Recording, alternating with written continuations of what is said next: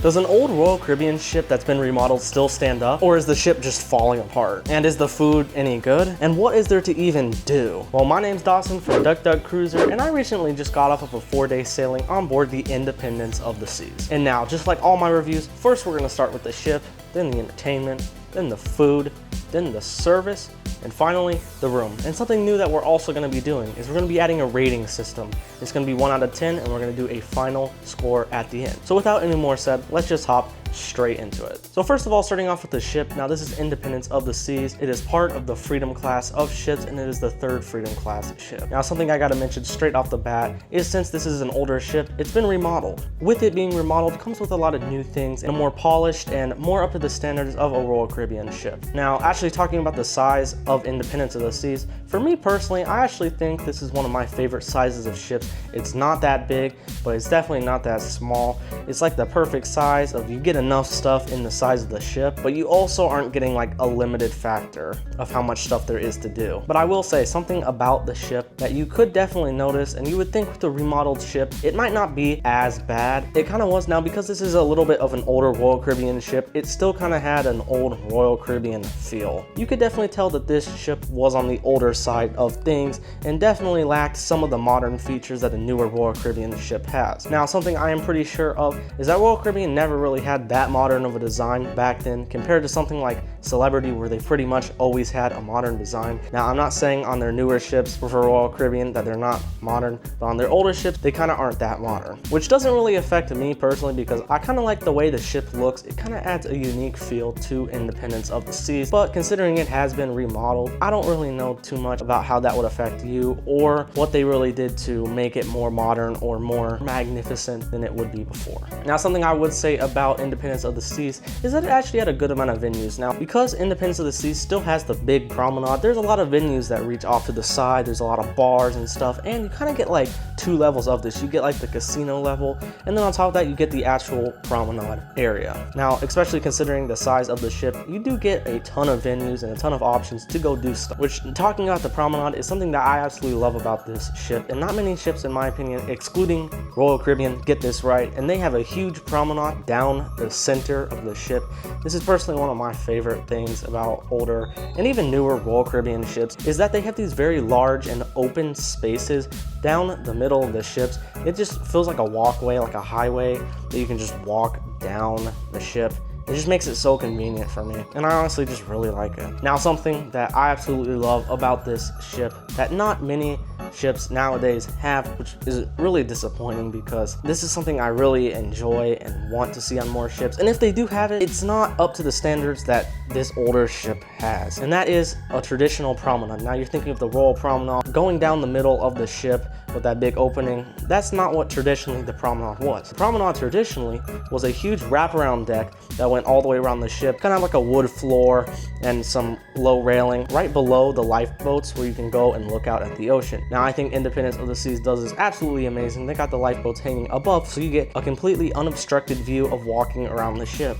You can go all the way to the back with huge stunning views of the ocean, and my favorite feature about the Freedom class of ships, especially Independence of the Seas, is you are able to go all the way to the front of the ship. So I had to bring you guys here to demonstrate why this is my favorite part of any Freedom class ship, and especially Independence of the Sea. This is your helicopter pad now. We are not in any way have special access up here, no special party. You're literally able to come up here just from the promenade wraparound deck, and here is honestly one of my favorite places, and the reason this is, you get this huge open place at the front of the ship. You can look out at the vast oceans. You can sit here at night and gaze at the stars. It's just a really nice open space that you can come to. You get amazing ocean views.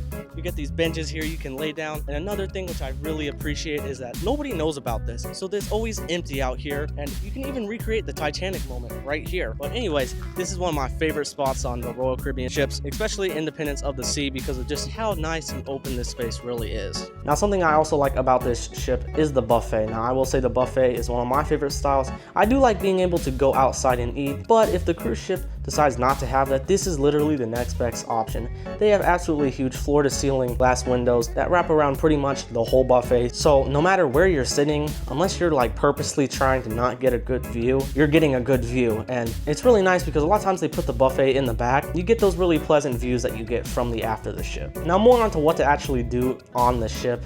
Now I will say I think Freedom Class does it well because considering the size of the ship, in all reality, it's not the biggest thing out there. It's also not the smallest thing. But they actually do have a lot of stuff to do. They got 2 slides, a flow rider, some kind of sky pad thing for the kids, a sports court, and a rock climbing wall, not to mention with a ton of pools. Now honestly, I really do like the slides that they have on here because they don't seem too extreme. They also don't seem too slow. They seem just like a good speed. They're pretty fast, but not too crazy. And I also do think it's nice that they do have a flow rider now. If you know your history of Royal Caribbean, you will know that Freedom of the Seas was the first to actually have the flow rider. So I do think it's kind of cool that Independence also has it. But I think this is a really cool feature that Royal Caribbean has done. And if you are interested in sports, they have a very large sports court in the middle for you to play basketball. They'll set up pickleball, anything like that. And speaking about sports, there was something called the sky pad, and they kind of had to get rid of that for whatever reason. And now it's just this big open area. And I personally think that's one of the disappointments. I would think they could do something cool with it, but now it's kind of this big empty area where they have beanbag toss set up, which I mean, like,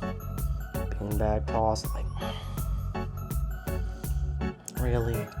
I just feel like they could have done something with that, but nevertheless, it is still kind of cool to have because at least it makes the ship look interesting. Now, something I will say I noticed about this ship is it doesn't feel like it has that many lounges. Now, you pretty much have the Star Lounge, Schooner Bar, Boleros, Playmakers, and the Viking Crown Lounge. And that's pretty much all the lounges they have now. They are on the larger side of things, but compared to a ship like the Celebrity Silhouette, it doesn't have as many lounges as a ship like that does, and it's smaller. This is a bigger ship and it doesn't have as many lounges, which was something that I happened to notice on Independence of the Seas. I will say the ship was fairly clean. I didn't really notice any dirt, dust, or anything too bad. There wasn't rust. The ship was not falling apart. It was pretty well upkept, in all honesty, considering how old the ship is. Now, I will say something that was not upkept is the amount of smoke in the casino. You basically could get secondhand smoking from walking by the casino. Like, there's a staircase in the promenade leading up. If you walk by that, I'm pretty sure you're getting secondhand smoking because it smells terrible coming up there. I don't like the smell of cigarettes, but walking to that casino was an absolute pain in the neck to walk through because my nose would be itching on how bad it smelled. But besides that, the casino is a very large space, and if that doesn't bother you, I think you'll really enjoy the casino. Something also cool that you can tell they have remodeled the most is the pool deck. Now, the pool deck has their more vibrant colors that they have on the newer ships and also just felt newer. But overall, the ship was honestly really nice. I do find it very enjoyable, especially with some of the features that a Freedom Class and especially Independence of the Seas actually have. So overall, I'm giving the ship an 8.5 out of 10. So now we are moving on to entertainment. Now, something cool that I find about entertainment on board Independence of the Seas is that they actually have an ice rink. Now, considering the ship, like I have been saying, is on the smaller side of things, especially compared to ships like Icon, but they still have an ice rink. Now, it is not a circular ice rink like it is on board Icon of the Seas, which doesn't really take away from the entertainment because they still put on a great show for you to watch. Now, the show on board is called Freeze Frame, and it pretty much goes from the eras of the 40s all the way to the 80s, and I felt like they were kind of getting into the 90s too with some of the songs. But anyways, most of the songs were between the 40s and 80s. Now, something cool I liked about this show was that the music I'd actually heard of. So when they would pick songs from the 40s or 50s, they were actually songs that most people have heard, or at least the better of the songs from the 50s, 60s, 70s, etc. You get what I mean? Like, they weren't picking music nobody's heard of. I'm pretty sure almost everybody in that theater room had heard of these songs before. And I always just find it really cool that an older ship has an ice rink like this and that they've continued this tradition, because honestly, the ice shows are some of my favorite shows. I think it's so cool that these skaters can skate on the sea and still be able to do all the tricks with the movement of the ship. To put that aside, we have to talk about the main production show. It's actually a Broadway show on board Independence of the Seas, and this is Grease. Now, as I was sitting down watching Grease in the theater, I had high expectations for it because, like I said with the Icon video, I don't really like the story of Wizard of Oz, and I had never really seen Grease the movie or anything like that before, so I was kind of hoping that, you know, it might be pretty good. And as it was going, I'm like, well, the story's just okay, but you know, it's still good. They're still doing some really cool singing and dancing and all of that. And I'm like, this is going good. It was running a little bit long, I will say. And I'm like, well, okay, if it's gonna run long, it might as well conclude the ending in a full, normal way that a long show should. But no, they decided to like wrap up the ending in like 5 minutes. And it just felt very rushed considering how long the show actually was. Now, unfortunately, we were not able to film inside this because they were like, no phones, don't film, whatever. So unfortunately, we could not get any footage of this. But I will tell you that if you don't like a rushed ending show, I don't think you should go to this. And if you know that you're not the biggest fan of Grease, it might save you the hour and a half that that show was to go do something else. Now, the one thing cool about Grease is that we thought at first that they were lip syncing all of it, but as they were doing the show, we slowly saw the microphones, and somehow, instead of having the little like boom microphones here or whatever, they had them like taped up on their forehead or something, and you could not see it at all. So we literally thought they were lip singing, but it just made it even better that once we found out that they weren't lip singing it, they could sing these songs really well. But anyways, there was also one other production show, which was kind of like not a Broadway show, it was actually their production show. Now, this show was all right in my opinion. It was nothing too great, but it was nothing bad either. It did feel a little bit long of a production show, and honestly, it wasn't the best, but it was still pretty good. Now, we also did have a fly-on on board, and now while fly-ons vary between ships and dates on the cruise and whenever you're going, they're very dependent on when you're sailing and what ship you're going on. So you could basically have one experience that's way better than the other experience. But anyways, we had a juggler on board, and honestly, he was pretty good. He was pretty entertaining, pretty funny, and just we had a good time watching the show. But we did notice, we're looking through Facebook, a lot of people did say that they didn't really like the show. Now, I personally respected him because he is a very talented person who could juggle really well, and I did think he was funny, so it kind of did make up for any skill that he did lack. But honestly, I found the show pretty entertaining. Now, I will say something, with it being a weekend cruise, they still did have a lot of parties. I'm pretty sure they had a party every single night. Now, unfortunately, I go to bed early and I did not make any of these parties. The last night I tried to, but apparently it was the pre-party, and I'm not gonna wait till 11 o'clock at night to find the actual party, so I just went to bed. I did actually make it to one party, but this was like the exception, and it was the early one at 9 o'clock. But something I did notice is, if you do want the nightlife to be a little bit less but still there, go on the last day of the cruise, because nobody is out on the last day of the cruise. I don't know why, if they have to catch an early flight or whatever, but the nightlife is just a touch down and not as many people. Now, I will say there also are a good amount of activities on board. There's plenty of trivias hosted in the few lounges that they do have. They also got a ton of other activities like beanbag toss, rock climbing, flow riding, all stuff like that. Now, something cool that also is on board that is at an additional cost that we decided to do was the escape room. Now, I'm not going to spoil any part of it. You're just going to do that for yourself, but I will say overall it was a really amazing time inside the escape room, and it really challenges your brain to work a little bit harder and just solve the mystery. But honestly, it is a really cool experience on board a ship. Now, this used to be where the Sky Chapel was on Freedom Class, but I guess maybe with the remodel they got rid of it and put the escape room. Now, I think the escape room is a really cool feature. So overall, the entertainment was honestly pretty good. It's nothing compared to Icon of the Seas or some of the newer ships, but considering it's a little bit of an older ship, it's honestly pretty good. So I'm giving it a 7.7 out of 10. So now we're moving on to food. Now, food, like I've always said, is a very important part of a cruise ship, and I honestly think it can make or break your cruise, because if you're eating bad food while everything else is good, is your experience really as good? I don't know. That's a discussion for another video. But anyways, on to the food. Now, the food was overall pretty good. Now, if I had to sum it up in a few words, I would say classic Royal Caribbean food. Nothing too special about it, but nothing too stand out or bad about it either. Just like we did on the Celebrity Silhouette, we really didn't eat in the main dining room. We ate in there once, and like I have said before, on the shorter cruises, we tend not to eat in the main dining room just because it's a big waste of time, and with like 4 days on the ship, you want to maximize your time doing other stuff and having fun. So I think sitting down in the dining room isn't the best idea on the shorter cruises. But the time that we did eat in the dining room, the food was really good. It was hot, fresh. We had a really pleasant waiter as well, but we'll talk more about that on service. But the food in the main dining room, from the one time we did have it, was really good. Now, because we didn't eat in the main dining room, the place that we did eat was the buffet. And like I said, I love the way the buffet is laid out. But as for the food, it's classic Royal Caribbean food. There was nothing like stand out about the food, but yet again, it was not bad at all. Like, this is probably better food than you'll get at most places at home, but the food yet again was not like up on some huge pedestal. It was just good food. But I will say the buffet did have plenty of options available. They have pretty much two sides of the buffets that are identical. And then to the back, they have this like kind of rotating section with some of the rotating meals from like Italian night or whatever, and then some more of the constants at the back. But I will say my favorite buffet food was at breakfast, and it's the little triangle hash browns. Those things are so good. They're crispy, potatoey, they're super good. And I will say something I was very happy about to see is Independence of the Sea had the right amount of specialty dining. In total, Independence of the Seas had 3 specialty dining instead of like the 6 that's on the silhouette that's even smaller. 3 is the perfect amount for a ship that big. You have an Italian place, you have a Chinese, Japanese, hibachi place, and then you have an Italian place. There were also a few other places like Sugar or the ice cream place, but those are kind of just other venues. I'm talking about actual sit-down specialty dining that could be used for other stuff. This was perfect because, like I've said this before, specialty dining I don't think is all that. I think if you have a special occasion, yes, you're gonna get better food, but for the price, I don't think it's worth it. You're already paying money to be on the cruise. You might as well just eat the food that they provide, unless you have some kind of special event, I understand there.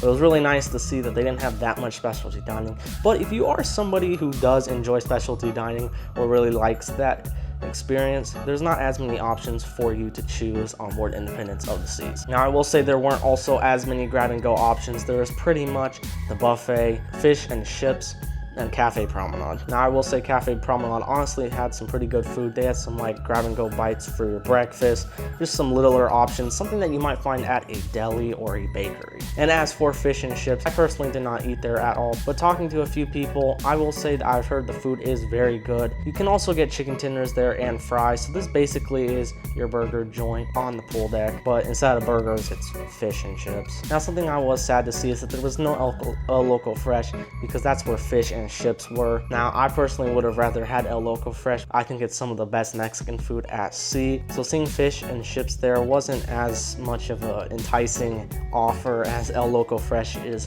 for me. But if you do like fish and chips, that is something there for you to eat. Now I will say, because this was a 4-day cruise, I did notice a lot more booze was flowing around, especially compared to Celebrity Silhouette that we had recently sailed on. There was a lot more drunk people and booze flowing in the system. Now I avoid that stuff, I try to anyways, but I did notice it more than it was on Celebrity, and I think this is because Royal Caribbean is a younger crowd. There was just more booze flowing around in general that I had noticed. So overall the food was just classic Royal Caribbean food. Nothing bad about it, but nothing really great about it either. So we're gonna give it a solid 7.6 out of 10. Now moving on to service, I honestly have no complaints here in any way. All the service was really great. We never had any problems like we did in the main dining room on the first day of Celebrity Silhouette. So no problems at all. The service was really good. There was nothing really bad, and there was also nothing like super over the top, but it was definitely like, if this is bad, this is super over the top, we're like talking in here somewhere.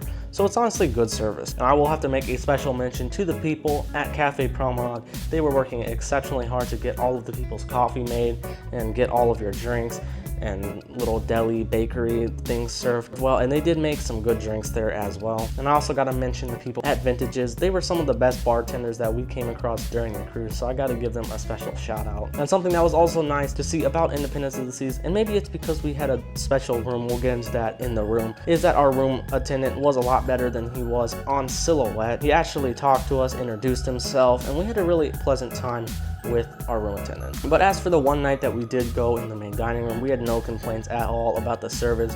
We got our food fast and warm and just had a good time there. So overall the service was really good, nothing to complain at all. So we're gonna give it a solid 8.4 out of 10. So now we're moving on to the room. Now I will say the room might not apply to all of you because the rooms are very different, and I will say we were booked into a junior suite, so some of the stuff in the room might vary between a normal balcony or an inside room. But anyways, moving on to the room. So like I had said, we had a junior suite. Now honestly, this is probably one of my favorite rooms, especially how Royal Caribbean does it, because it's honestly a very large and spacious room, and yet you're not paying the premium for a grand suite. Something I absolutely loved about our room was that you had a full walk-in closet, which was just something really cool to see in a junior suite. You could pretty much hang all of your clothes. If you're going on a longer sailing than 4 days, this closet would be perfect. But the room was very very large. Now I will say something that I didn't like was the bathroom.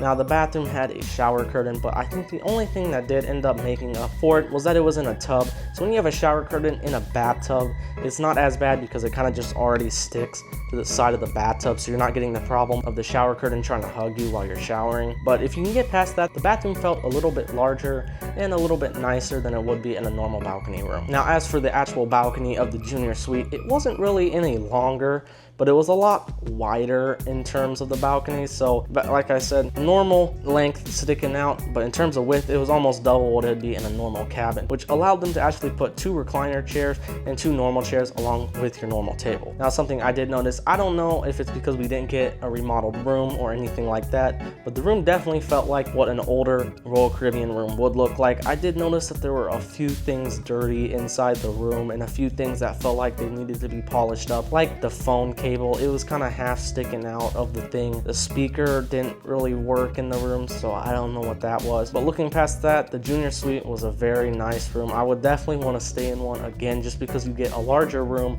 a walk-in closet, and you get all of that at just a little bit more than a balcony room, but a lot less than a grand suite. Now, something I will say about getting a junior suite is that you don't get any suite perks. It's literally just buying a room. So you're gonna get double points, and that's about it. You're not gonna get suite lounge access. But I will say you do get a few small perks like priority, disembarkation, and embarkation. But overall, the room was honestly really nice. I really enjoyed the space in the walk-in closet. So we're gonna give the room a solid 8 out of 10. This brings us to the total. So what is the total score? What would I rate Independence of the Seas? And by averaging all of the scores, we get a solid 8 out of 10. So honestly, I would recommend going on it. That pretty much concludes today's review of Independence of the Seas. What are your guys' thoughts about Independence Seas? Would you sail on this ship, or would you just skip this ship and go to Icon or something like that? Let me know down in the comments. But make sure to like and subscribe. I got a ship tour and a few room tours as well on the channel, and more content is coming soon.